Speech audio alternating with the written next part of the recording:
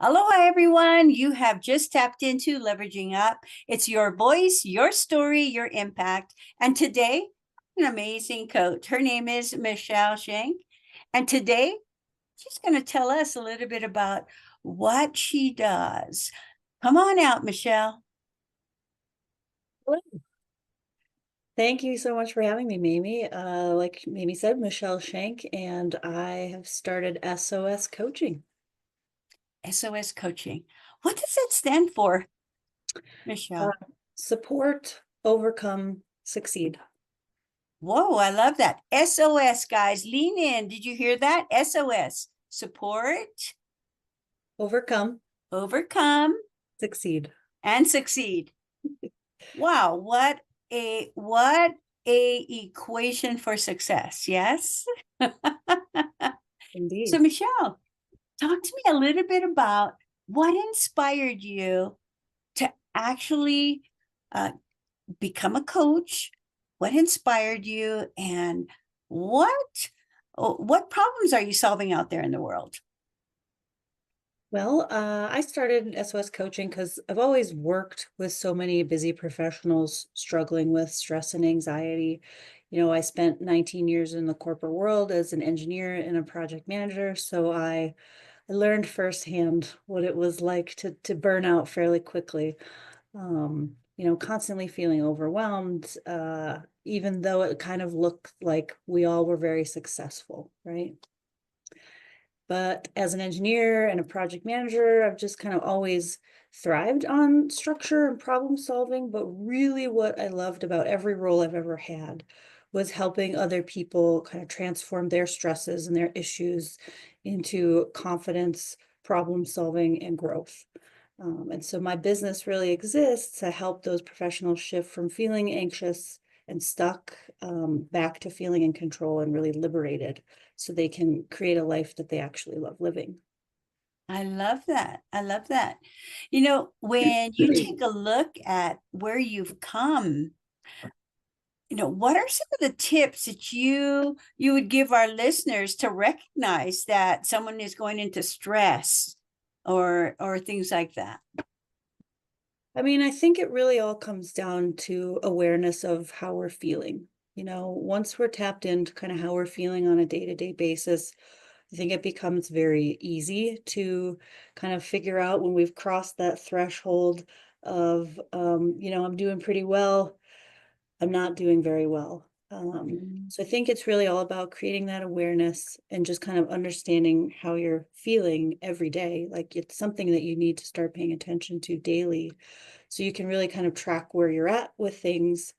And then, I've got some programs and options out there that really help people track those things to understand where they are today. And then we create, a path to where they really want to be in the future. I love that. You know, as you share with our listeners, about what to identify, uh, think back on one of the clients that you've worked with. And if you could share one of those moments where, you identified where they were at, and what did you do to help get them to get outside of that stress? Sure. So this was actually a few years ago. So technically, she wasn't an official client. Mm. But I did once work with a young female engineer who felt like no matter what she did, her boss was always against her. She was really excelling in her role, yet she faced just constant criticism, like so much that she got to a point where she was in tears like almost daily. It was painful. And HR wasn't really helping. And so she ended up coming to me for advice. And I just really kind of encouraged her to look inward, right? Why was she putting up with this? What kept her coming back to such a toxic environment with her boss? And, over the weeks, we kind of had these deeper conversations about, why she felt that she had to tolerate these things, what she was noticing on a day-to-day basis on how she was feeling, what really triggered her into even more stressful reactions and things like that. And eventually she realized that she did deserve better. So, we went in and revamped her resume, refined her job search, and kind of focused on finding her a company with a culture that aligned more to her values. And she ended up landing a new job with a 20K salary bump. She also had a 10% annual bonus. And, she had a role at a smaller, more like family oriented company where she really felt valued. And she was beyond excited. She couldn't even believe that she had the power to change her own situation. She really thought she was stuck, right? And to this day, she still thanks me, and has continued to make incredible strides in her career. And that's the power of transformation, right? Sometimes we all just need the right support to see what's truly possible, like within ourselves. I think everyone has that capability.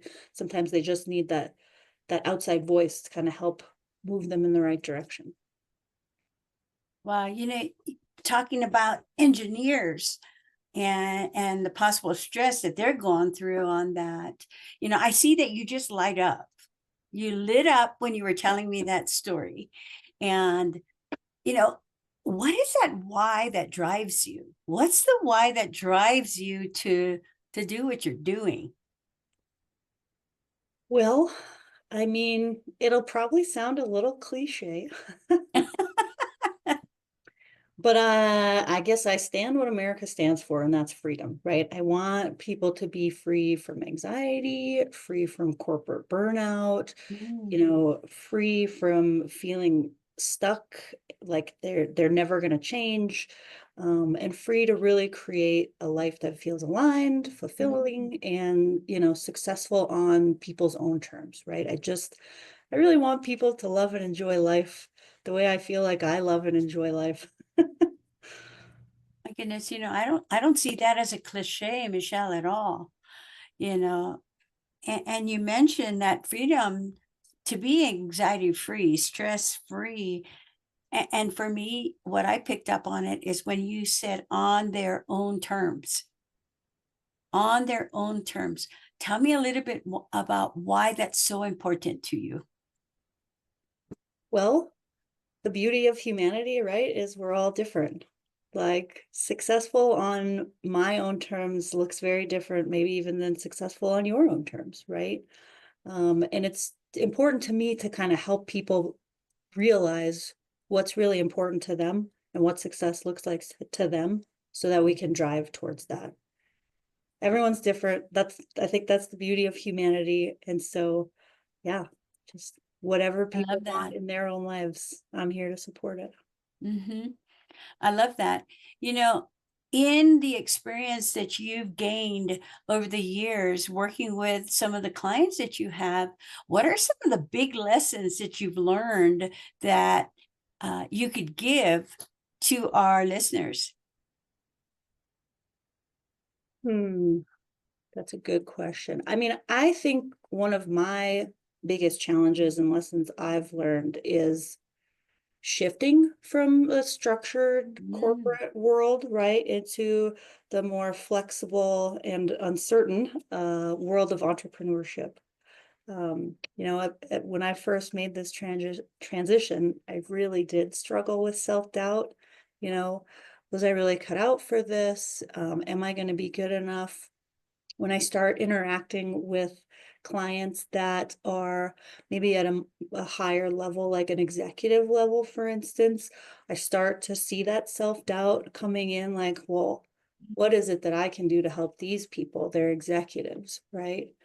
But then I have to apply those same techniques that I teach my clients, right? Like I have to get clear on my goals. I have a strategic plan. I have a strong support system, kind of getting back into that mindset. Like I'm here for a reason. I can help anybody. mm. Doesn't matter what their title is. Um, so now I use those experiences to kind of help my clients navigate their own transitions with confidence. So yeah, Wow. that's one of the I big love ones. that. I love the fact that you mentioned, getting the clarity for ourselves, finding the strategies that can help us elevate ourselves so that we can be in that awareness. You know, I hear it so many times during the day. Well, if we're aware, we can make a change, right? Um, with those with those nuggets that you just gave us, can you give us a couple of things that our listeners might want to be aware of, and so that they can actually recognize that they may need your help? What are some of those telltale signs that can help them be aware Sure. that they may need to step outside of that comfort zone and reach out to someone? Absolutely. And you said it, outside of their comfort zone, that is very key. And it is very hard for people to do on their own without Mm, a little extra help, right? Um, I would say, if they start noticing themselves getting into situations where they're reacting much more negatively and impulsively than they normally would, that's probably a mhm. big one, which is likely going to be impacting their relationships either at Oh, work or at home, right? mhm. Yeah. Has your wife or husband said anything like, you've really been just kind of jumping down my throat lately. Wow. What's going on? If you start noticing things like that, maybe you're not as excited to go to work anymore. Maybe you're not as excited to go home anymore. Maybe you don't like going to fun events that you used to like going to, and you'd rather just stay inside and sit in your stress anxious cycle, which always makes things a little worse. Um, I think those are some pretty key, what's the word I want to say? Oh, Nuggets. that's powerful, though. It is about acknowledging where we're at. And I don't know how many times, clients come in, and sometimes do you run into it where they don't even know sometimes that they're either reacting that way or acting that way? Yeah. 100%. That's why in my first week with clients, we always go through like a triggers and values worksheet. Mm, I'll always want to see what the main things that are setting people off are, mhm. how they're reacting to those situations, and if their reactions to those situations align with who they believe they are in their core values. Wow. You mentioned core values. Talk to me a little bit more about how that interplays with how you actually serve and work with clients. Well, I have always had, deep love. It's just innate in who I am. I just have a deep love for humanity. I love growth. I love adventure. I love honesty. I love integrity. Mm, I believe, and I've always had this belief at any job I've ever even had in the corporate world, um, that no matter where anyone is in life, they can always be better. Okay? And mm, so I've always paid attention to people and how they communicate with me and what they're really trying to say. oh, And then always kind of continue those conversations with, well, maybe we could do it this way, or what do you think about this? Just kind of throwing in questions to kind of get them to think like, oh yeah, this could be better. I love finding those gaps, you know, and seeing where people can improve. Growth is just one of the biggest, I think, values that I adhere to next to honesty and integrity. I love that. I love that. When you are working with clients and you do determine that there are some gaps or things that they might be struggling with, um, have you found that clients are open or are they closed? And how do you actually get over that obstacle? It really depends on the client. Hmm. Um, and kind of what they're going through and historically how they've opened up about stress and anxiety before. You Mm, know, a lot of people, when they get to the point of hiring people like us, like life coaches, like they understand that they need that help, right? And so they're definitely more willing to be open about it. But of course, you have people that will sign up and they want the coaching, but they just don't want to put in the work because a multitude of reasons. Time is always a big excuse, I think, which I definitely, then that's something that we really focus on. But I think it's just really about, well, one, the more you listen to someone talk about themselves, the more you can understand kind of where their pain points are, even if they're not openly talking about their pain points, right? If you if you ask open-ended questions to kind of lead people down a path, sometimes they don't even know you're leading them down that path, but they're along for the ride, and they'll end up giving you the information that you're looking for to really then get them back on the right path. But yeah, I think it's all about the open-ended questions, like getting them to open up when they don't necessarily realize that that's what they're doing. I love it. I love it. If you could, if you could look into the eyes of one of our listeners and really tap into um, what it is that you'd love to see happen in, say, 3 to 5 years from now, what would that picture look like? I mean, I would love to see SOS coaching kind of expand into a movement, right? I mean, I want to help thousands, if not hundreds of thousands, maybe millions of professionals not just survive stress, right? But really thrive in their careers and their lives. Um, like I plan to launch like group coaching programs, retreats, corporate workshops, and things like that in the future. But more than anything, I just want to create this ripple effect where people really feel, empowered to take control of their lives instead of just being controlled by stress and anxiety. I love that. I love that. When for some of our listeners out there uh, who might want to get in touch with you, how could they do that? So the best way right now is on social media. I'm on LinkedIn and Facebook. I would say LinkedIn is probably more my main uh, coaching avenue.